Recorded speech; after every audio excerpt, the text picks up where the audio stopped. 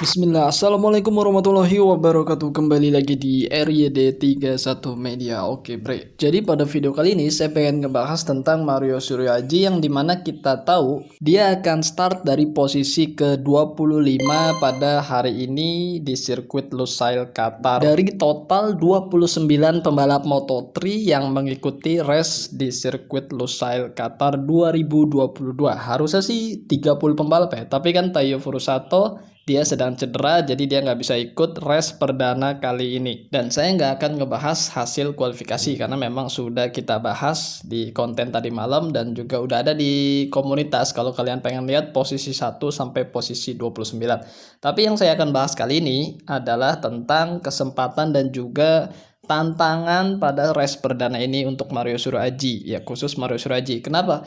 Karena ya bukan ini meninggi-ninggikan atau mengagung-agungkan Mario Suryaji ya, tapi lebih kepada saya sendiri orang Indonesia, Mario Suryaji Indonesia, dan kita memiliki keterikatan sesama anak Indonesia. Sebenarnya wajar sih kalau kalian mungkin nonton channel dari Spanyol, Italia, atau Inggris, dan ya beberapa negara lain atau Thailand itu rata-rata mereka pun membahas pembalap yang berasal dari negara mereka. Misalnya channel dari Spanyol nih, mereka ngebahas ya pembalap-pembalap dari mereka. Misalnya ya untuk kelas Moto3 ya biasanya Ivan Ortola, Daniel Holgado, ataupun David Munoz, dan rata-rata pembalap dari Spanyol untuk kelas Moto3. Ataupun pembalap wanita Ana Carrasco, walaupun kita tahu Ana Carrasco kan sering berada di posisi dasar Moto3 ya, maupun di saat tes kemarin ataupun di kualifikasi ataupun free practice, tapi tetap mereka angkat, mereka bahas perkembangan step by step anak Carrasco.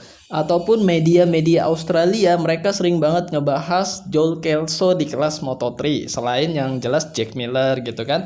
Jadi ya memang wajar ketika media ataupun channel YouTube ataupun blog ataupun ya beberapa berita-berita itu ngebahas pembalap lokal dari negara mereka. Nah, kalau di Indonesia yang nggak wajar itu banyak memang channel YouTube ya. Kita bahas channel YouTube itu yang terlalu lebay dalam judul ataupun thumbnail. Nah, itu yang akhirnya membuat seakan-akan over proud kepada pembalap lokal kita ya, mungkin Mario Suryaji ataupun Galang Hendra tahun kemarin seperti itu kan, ataupun Andi Gilang ya.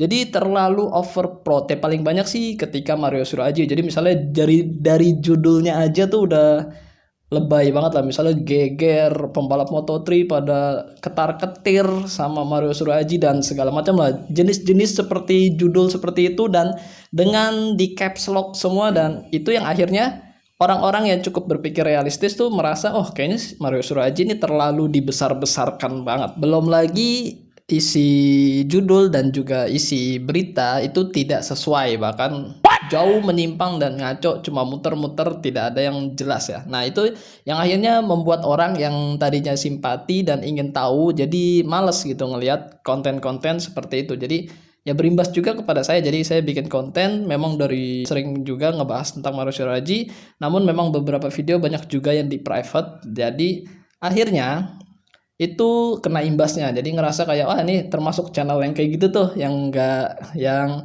judulnya lebay, isinya nggak jelas dan segala macam, ataupun terlalu tidak sesuai data, dibilang Mario Haji juara lah ataupun apa dah. Kita sih emang sebenarnya ingin juara ya, jadi jangan kita berkata tidak ingin juara, tapi kita lihat datanya, kita lihat hasilnya seperti itu. Dan akhirnya dampaknya ketika Mario Suryaji hanya seperti ini, hanya bisa start dari posisi 25 di race perdana kelas Moto3 World Championship 2022, pendukung tuh terbelah. Jadi ada yang merasa ya gak apa-apa kita tungguin Mario Suryaji, gak apa-apa hasilnya seperti apa, yang penting finish dan posisi berapapun gak apa-apa, yang penting dia sudah berusaha. Tapi ada juga yang langsung berpikiran bahwa Mario Suryaji ya sama aja nih kayak pembalap Indonesia yang lalu, dan ya apa cuma penggembira dan lain-lain. Dan buat saya ini dampak dari berita-berita yang telah beredar menurut saya pribadi ya. Jadi ya saya senang banget ketika banyak komentar juga masuk ke channel ini yang kritik bahwa dibilang saya terlalu mendukung, terlalu lebay dan apa. Buat saya akhirnya menjadi warning untuk bisa membatasi, ya sekedar memberikan informasi sesuai data. Jadi nggak terlalu lebay maupun narasi ataupun intonasi nadanya. Jadi thanks banget buat komentar-komentar yang masuk ataupun koreksi-koreksi, itu terima kasih banget karena bisa menjadikan saya bisa lebih baik lagi, menahan diri lagi untuk bisa memberitakan Mario Suryaji. Tapi ya tetap kita akan fokus beritakan pembalap-pembalap Indonesia di ajang internasional. Oke, jadi tantangan Mario Suryoaji itu bukan sekedar teman-temannya sesama pembalap di kelas Moto3 World Championship 2022, tapi lebih kepada tekanan-tekanan yang masuk kepada Mario Suryoaji, entah itu dari sponsorship ataupun dari pendukung. Nah, itu kan bisa menekan si pembalap ya. Mudah-mudahan sih ini nggak mempengaruhi mental dari Mario Suryoaji di musim perdananya, full musim di kelas Moto3 World Championship. Jadi mudah-mudahan Mario bisa tetap enjoy, relax, dan fokus kepada race untuk dirinya sendiri, bukan sekedar ataupun sekedar pendukung, pensupport, tapi lebih kepada dirinya. Karena yang sudah-sudah kita ketahui wakil-wakil Indonesia di ajang Grand Prix itu rata-rata 1 musim 2 musim, itu udah cukup hebat lah. Setelah itu diregenerasi oleh pembalap berikutnya atau adik-adiknya di perjenjangan yang disupport oleh pabrikan tertentu ya. Nah, ini mudah-mudahan Mario bisa memiliki kesempatan lebih dari 1 musim, tapi dengar-dengar memang seperti itu, dia akan diproyekkan sebagai pembalap pertama yang direncanakan akan lebih dari 1 musim. Jika memang ada perkembangan, dia mungkin bisa langsung naik ke jenjang berikutnya, tapi kita nggak tahu, kita lihat ke depannya seperti apa. Yang penting adalah seperti itu, pembalap bisa tetap fokus tanpa terlalu banyak tekanan. Yang penting sih kalau buat saya Mario Suryoaji bisa start dari posisi yang tidak terlalu buncit, itu sudah cukup bagus sebagai pembalap pendatang baru, dan juga finish lebih baik dari posisi start. Itu sih kalau buat saya yang terpenting ya. Jadi itu udah paham lah pasti, dan pastinya saya itu akan pantau ketika free practice 1 sampai free practice 3 Q1 Q2. Jadi kita lihat catatan waktunya apakah ada perkembangan ataupun stagnan ataupun jauh lebih lambat.